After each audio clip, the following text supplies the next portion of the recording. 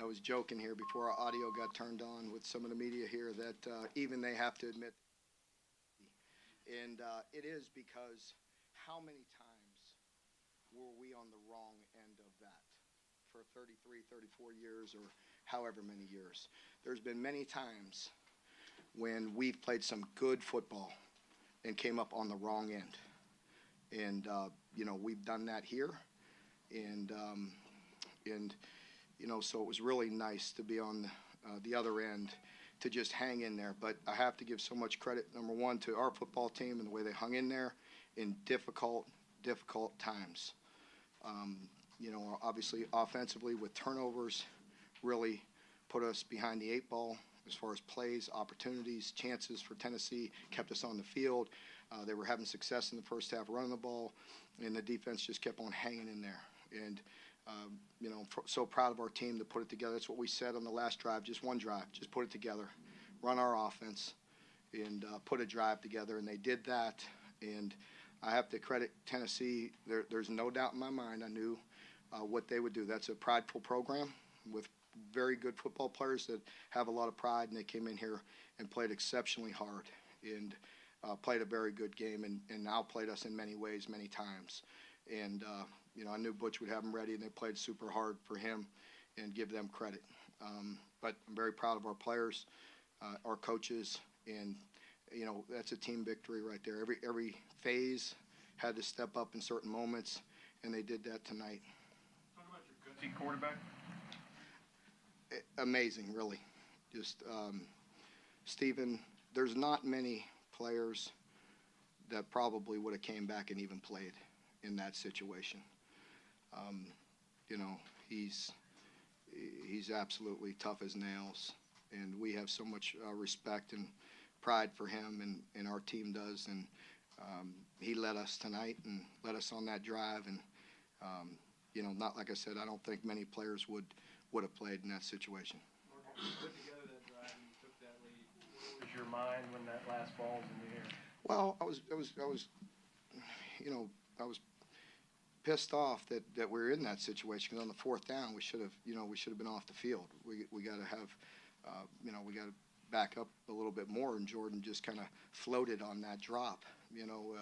So we got to have again a better sense in that situation. And on the long one, I mean, it was hard for me even to see. I saw the ball going up, heck of a throw. But,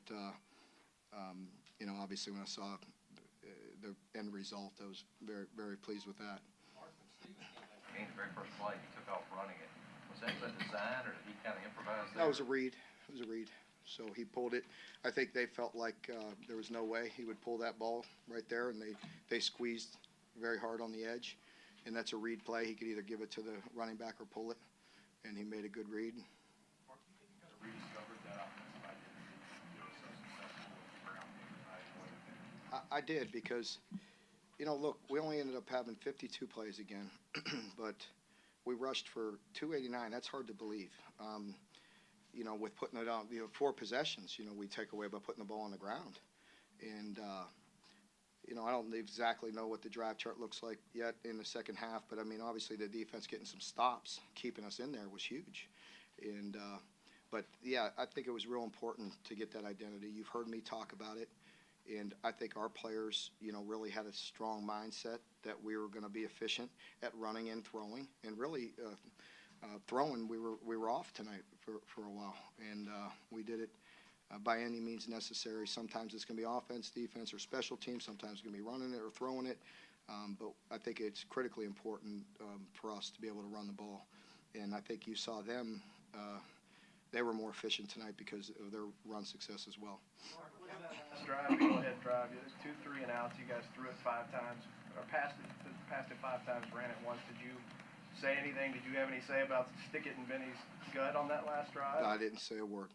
I didn't want to get in the way and handcuff him in any way, or get him thinking about that. Barely was on the offensive set tonight, other than listening, and I had a lot of confidence in them. And in between, when we were struggling, I did say, in between series, we talked about, maybe we need to just get in 10 and open it up and throw it around, or run and throw out of. And I think we did try on that series, and it didn't work. But On the last drive, I just simply said, let's just be us, put a drive together. We had some really good drives in the first half, at keeping them off balance and mixing in the run and the pass, and we had some big runs that kind of got it moving. That started that drive. How big was it just to hold them to field goals after Yeah. those fumbles? It was real big. It was big by our defense to step up, and we got some huge stops, and they missed one, which was big. But it really was a gutsy performance because at one point, they had so many plays in the first half. I think it ended up at almost 80 anyway. But I think they had 40 at half, and I could tell, we were on there a lot. Like I talked about, opportunities, drives, and they were moving it. But we settled in and started tackling, and were more efficient in the second half defensively. Mark, what does it say about your kids? I mean, you guys lose the turnover battle 4-0. 4-0. They still come up with a win. Have you ever been a part of a team that lost it in that kind of a way and still won? I don't think so. I don't know how many teams win in the SEC. Down 4. Not very often. So. Mark, you talk so much about the making plays, defending plays, and all that. Talk about Taven Richardson. Taven, yeah. Two plays he made, the one down the 5 yard and one going out. Yeah, just I'll be honest with you. When I saw it live, I didn't know if he was in, and when I saw the replay, I mean, an unbelievable catch, and it was obviously huge in that moment. That would have been 3rd and 10, if I'm not mistaken, if he doesn't convert that. So it was a big catch, and we were a bit off there for a while in the second half. Obviously, a few drops popped up today that we hadn't had, but they made competitive plays, and I'm proud of them when it counted. Mark, what did you think of 150 unsportsmanlike conduct penalties? It never, I haven't seen anything like that either. We got to, that's. We tried to tell them. I mean, it's about playing the game, between the white lines, and I think the officials did a good job because once it started early, they were putting their thumb on it. So that's why it was called so close, and I can't argue with that. It's a big rivalry game, and we had it got real chippy in the Florida game like that as well, and they had to put their thumb on it. So I think they did a good job of. And our players, I got to coach that better. We got to be better and handle our emotions better. We talked about it the last time we were in this environment, whether Florida or other big games, and just finding a way to win at the end. And I'm proud of that. But we definitely got to get some of those penalties. Normally, when you're on the field a lot, it's hard to make the impact plays. But they had 7 sacks, 10 or 12 tackles for a loss. What do you credit that to, and how much did that impact the game? It did impact the game quite a bit. And early, you could tell.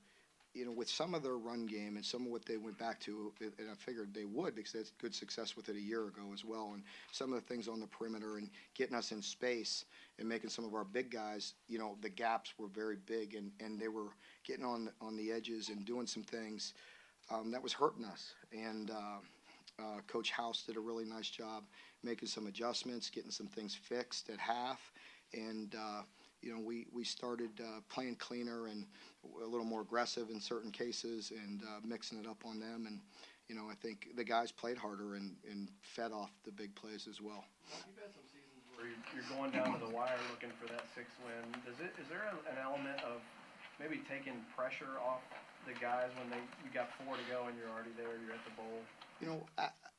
I heard a couple players as we were just celebrating, talking in there, talking about, hey, and we're going bowling, and we didn't really even address it because we feel like, hopefully we've moved beyond that, and we don't take anything for granted, but we know we need to win 6+, and I don't know, to be honest with you. I think last year when we got the 6th win and then went and played on the road in the last game, I think it freed us up a bit. So I hope we want more than that. We want to. Take them all one game at a time, but I hope our mindset stays that we want to go get the next one, and then we'll worry about the one after that after this week. Mark, just the fact that now your program has a foundation of 2 bowl games in a row after where you started, just of the program overall, what that means to you and the kids. Yeah, it means an awful lot, and let's not kid ourselves. We know. Just take a look around, look at our league and, look at the pressure that, coaches are under and teams and players feel that. And it means a lot. Our players have, we haven't been perfect in any way, coaching or playing, but they haven't flinched and they stay united, and it's a very good group. And we've got a long way to go. We made a lot of mistakes and all that, but they're a fun group to coach, and you know, I think it does mean a lot. You know, especially this weekend with Coach Brooks back, and all the bowl teams and the bowl victors, and you know, and Coach told me, he's like, get this one. He wasn't, you know, he said I wasn't able to get the you know, Tennessee, and it was important to him for us to get that, and to win in front of all the ex-players that are here, and you know, build our tradition more. And it's important to me and these players. We're very prideful when they came back, and Coach Brooks talked to the team, and Randall Cobb came and talked to the team, and seeing Wesley here, and I saw Avery earlier today, and just all the players that are back. It you know, means a lot, and we want to keep on winning, and you know, we do it for them as much as the fans and everybody else in the program. After the press conference on the field, you headed back the other way, going toward the... I was just looking for one of the guys on their staff that I had worked with. He was waiting for me, but they had to get in, so I just wanted to say hello to him, and I'd worked for him. Jordan had 13 tackles, but there was a period there in the first half when he had his helmet off, was out away from the defense. So he just sitting there resting and meditating. No, they were checking him out. Some kind of injury. Well, I mean, they were checking him out. So I mean, they were. So I don't. I really get so caught up in the coaching the game. When he's out, they're out. When they're in, they're in. You know, you could tell there's a bunch of guys shuffled in and out of there today, and getting banged up. But you know, he came back, and I just saw him show up back out there, and I liked it when I saw him. So. Mark, you mentioned Coach Brooks never was able to beat Tennessee. There have been a lot of good Kentucky coaches who haven't done it. What does this mean to you personally? It means a lot to me personally, because I care about, you know, our fan base, and you know what they're feeling, and some of their frustration over years, and you know, so it is important to me. I've never denied that, and you know, I care, and I want to win, and I want people to be proud of what we're doing, the product that's on the field, and there's been a lot of frustration, a lot of years there that we weren't able to get those guys. So you know, it's important to us. Mark, a performance like this was fun for you at some point. I did. I felt like it's a group effort, and you know, I went in and yeah, we went in and had a good meeting, and I went in individually into the offensive line meeting room and told them we need to put it all together, you know, along with the backs, and you know, the thing is we have to have an identity to do that, and it starts with the offensive line. And most of the time, the pulse of your football team a lot of times comes from the offensive line and their mentality and the way they play, and you know, and they stepped up. Mark, the play that sticks out the most to me in this ball game was the touchdown Steven Johnson had at the very end of the ball game. It's probably the gutsiest play I've ever seen a Kentucky quarterback ever have. He might go down in history as the gutsiest quarterback in UK history.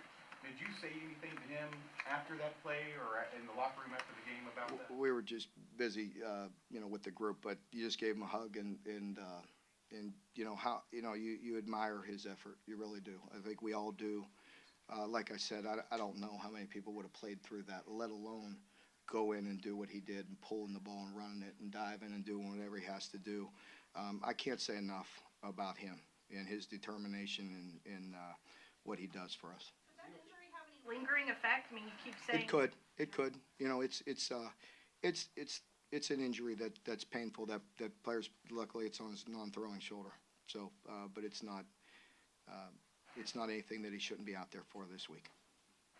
It is painful though.